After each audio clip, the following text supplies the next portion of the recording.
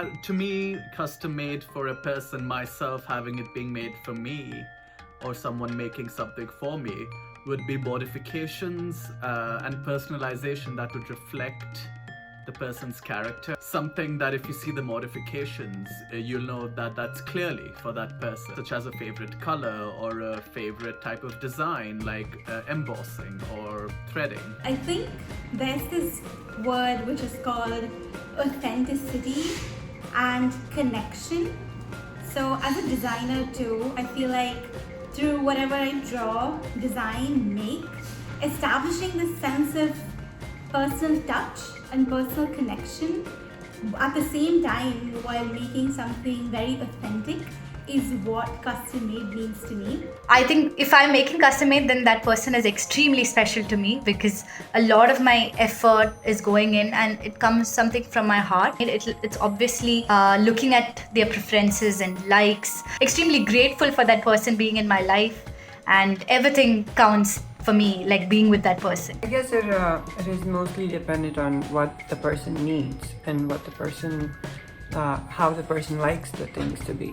I used to do that in high school specifically, where I would make a card for kind of like on behalf of our group of friends. It was a sign of love where me kind of taking that time out of my day to like personally make it and then like make it according to what this person was to me was a way of showing that, oh, I want to dedicate time to you. I'm a big fan of emails, and not many people are. A lot of people like WhatsApp, and I don't, because then you're obligated to respond immediately rather than sitting down with your own thoughts. If I had it my way, and I did when it was a long time ago, I like writing letters by hand. And, you know, we don't live in that society anymore, but I do like staying in touch with people through email. That's my favorite way to keep in touch. I am very introverted, so I usually keep in touch with people through text messages, but I have just one best friend that I call. That's the only person I speak to. For me, the best way to keep in touch is have a conversation, and that doesn't mean by text, it means by making a phone call. But for me, if I think of someone, no matter how long it's been or how long it's not been, I just pick up the phone and call them. I consider the biggest gift to be given is your time. Basically, in today's world, I keep in touch mostly through WhatsApp. But there are few people, like few of my grandparents' friends who I'm still in, I kind of keep in touch, and I write emails to them. So that is something special. I've also sent postcards and letters to few of my friends on their birthday. So yeah, keeping in touch through social media actually, and like WhatsApp specifically, has been kind of my main sort of communication, especially with people long distance. Netflix parties becoming a thing has been like the greatest thing ever. Because sometimes you just want to kind of like hang out with a person, and like you don't really need to catch up, you just want to do something together. A couple of weeks ago, I handwrote a thank you note for my friend who had helped me with some information I needed to get through an exam. So I try to write stuff pretty often. I actually end up sending a postcard or two at least once a couple of months. I do actually, I handwrite most of my notes for class because I just have this thing where even when I would study in high school and stuff, it would just help me remember better if I wrote it by hand. So I do handwrite my notes. I'd say like it would have to be about like half a week. Half a week ago, or like a week ago, that I wrote something by hand. I remember that my friend's birthday was coming and I didn't know what to give her, and I made a customized card for her, and I wrote like a big messages because she was turning 18. So I guess that's the last time I hand wrote something for someone. Interesting one, because it was my best friend's birthday in September this year, and I was in Chicago, she was in India. I hand wrote a letter to her. But because of COVID, I couldn't figure a way to get it to her. So what I did was I wrote it digitally on Illustrator and shared that with her. It was still my handwriting, but I used the software to kind of create a digital version of my handwriting to send it to her electronically. Oh, it was my friend Aishwarya's birthday. I actually sent a postcard to Maldives. So it had a picture that was digitalized and it had a handwritten note behind. So yeah, that was sent to Maldives just last month. Yeah.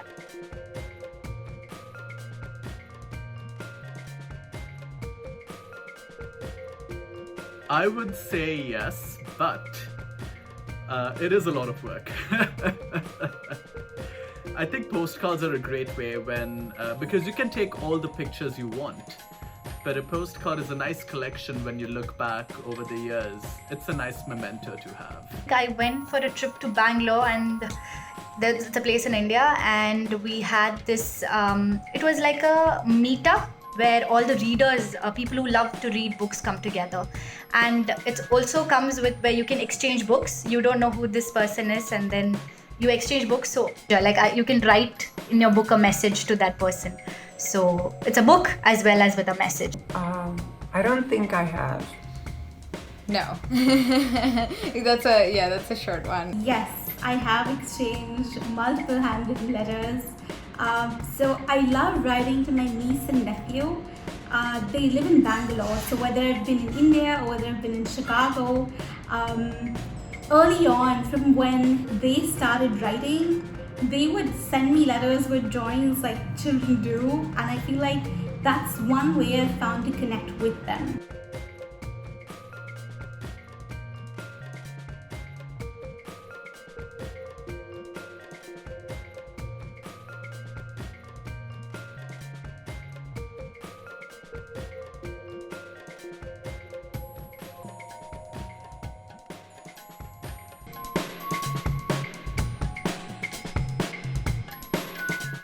You know, it's unexpected when you receive a letter, right?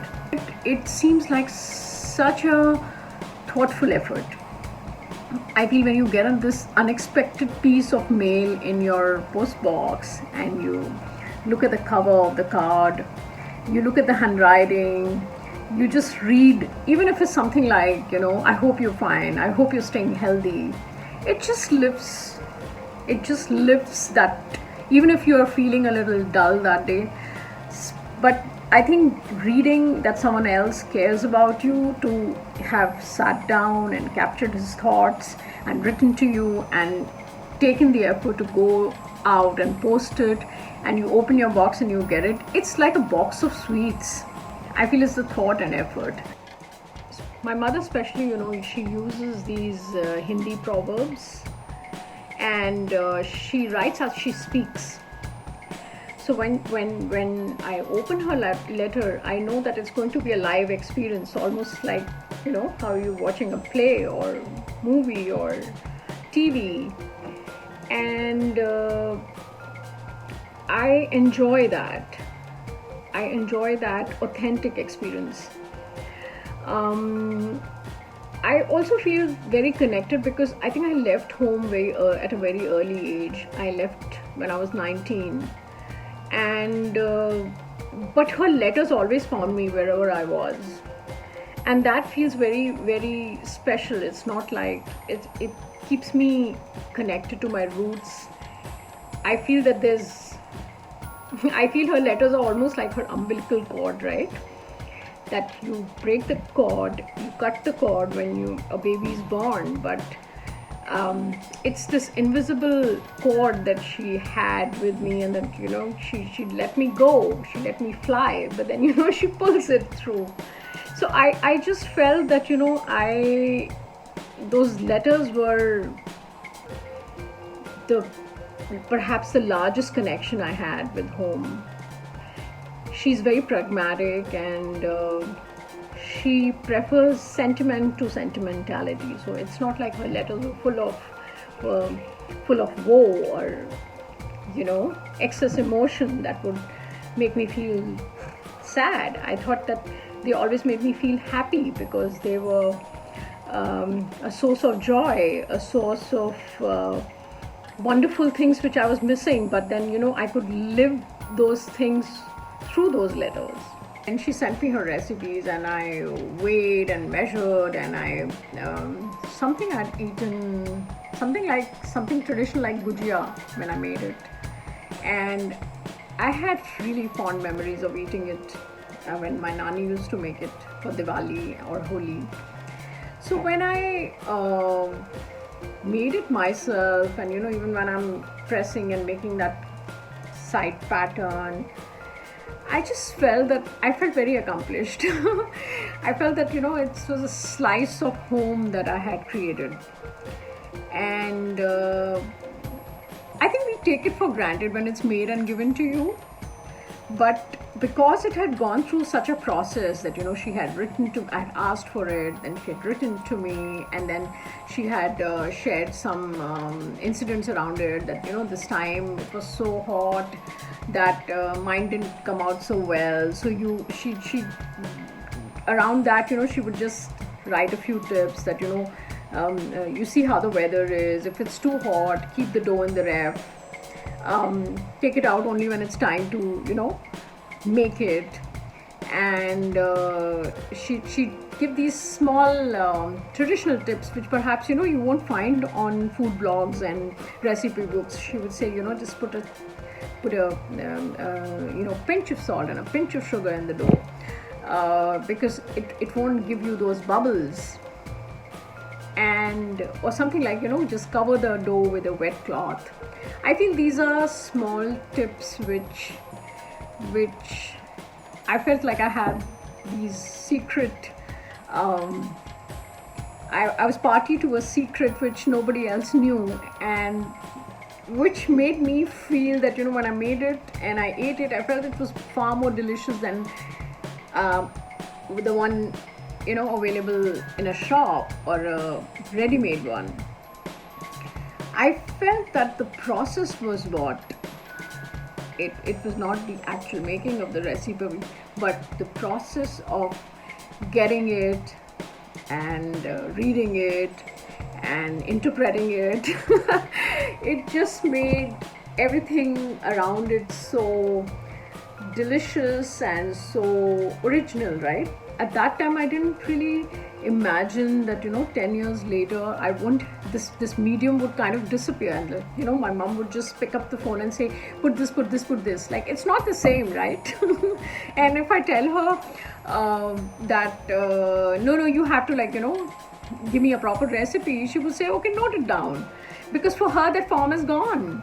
But for me, that form still thankfully exists in my recipe book, and that's what makes it so special.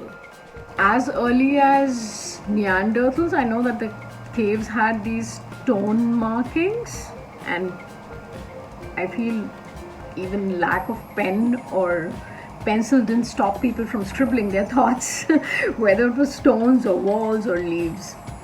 A particular incident that comes to mind is, I feel that we've heard this so often, and I've read this Amar Chitra Katha even when I was growing up, is the love letter that Rukmani wrote to Krishna, planning their elopement, I guess, because her entire clan was against this match, and she requested him that she could not spend her life with the groom they had chosen. And I thought that's a beautiful proof of how impactful, how effective letters can be. I know that in the reign of King Ashoka, they had reports in the form of letters. Any kind of messages that were sent to him were recorded, documented. And I do remember that when he wanted to propagate his Buddhist philosophy by constructing viharas, I remember he had he had around 80. He constructed around 84,000 viharas or stupas, and people who were responsible for constructing them, I know that the messages that they were constructed came to him on the same day. So it's almost a miracle to receive 84,000 letters on the same day. I feel as far as in Western literature or Western thought is concerned, there has been a vast, I think a vast pool of letters, letter writing, existing through the ages. Letters are so unique because you have a single audience. You know who you're writing to, and you know the person who's writing back to you is means this special thought or lines or words just for you. It's like specially modeled for you. I feel that is very, very rare now. Email is very digital. It's very clinical. It's like when I open my Gmail, even though I try to be who I am, there's a certain formality that comes with the format. You go into another zone, right? It depends on who you're writing to. Even if it's a friend, you would try to show your best self because it is another media.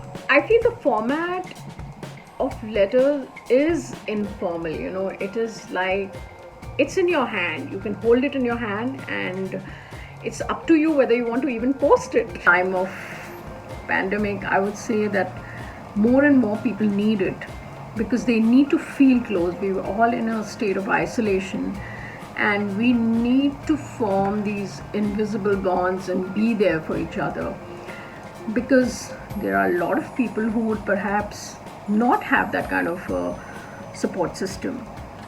They might not have family here, they might not have a large group of friends, but even if they have a few who are corresponding to them, I think it would really help in the sense that you feel close to somebody, and letters can do that. They would make you feel comfortable and close to someone. I feel that the letters carry very raw content. When you're on the computer, when you're on Facebook, when you're on Insta, it's like your public formal self who's writing it, not your own self. So I feel that when I receive a letter, there is always this hurry to open it, but I'm really careful because I don't want to tear the card or the sheets of paper inside. If it's a card, I would notice the graphic on it. What are the colors? Is it like busy? Is it cluttered? Is it simple? And it tells me a lot about the person. For instance, my coordinator, I know he's minimalistic, so I know his card even before I open it. I know it's from him. And then there's this friend of mine, she's an exercise buff. So, I know that, once she sent for my birthday, she sent me this hologram kitty card, which was which was exercising. And so I feel it's also, you're getting a glimpse of your friends too, when you receive a letter, right? They don't consciously do that. It's not a perfect portrait or a photograph.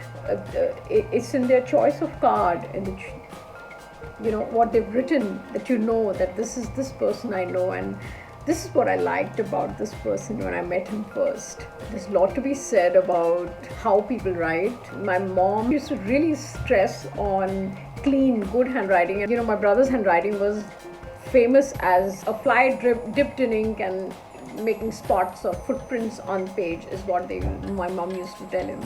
I feel it doesn't have to be a very neat, very precise calligraphed hand, but there's a certain rhythm to handwriting, right? And it shows how close that person is to you.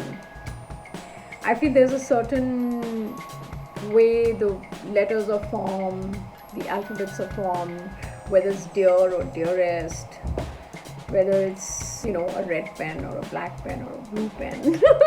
These are things which kind of make you associate your letter to the person who sent it, and it's very unique, right? That person, it's a glimpse of his personality through that letter.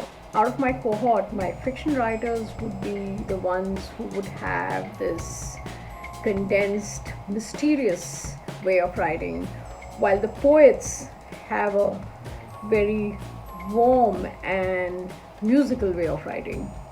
So that also makes a difference. I personally feel that that letter that they send to me is part of their creative pieces. You know, it's their artistic statement sometimes when they send it to me. Although they don't mean it, but it just happens. I view it like that. Maybe it's unconscious, and because it's unconscious, it's so special.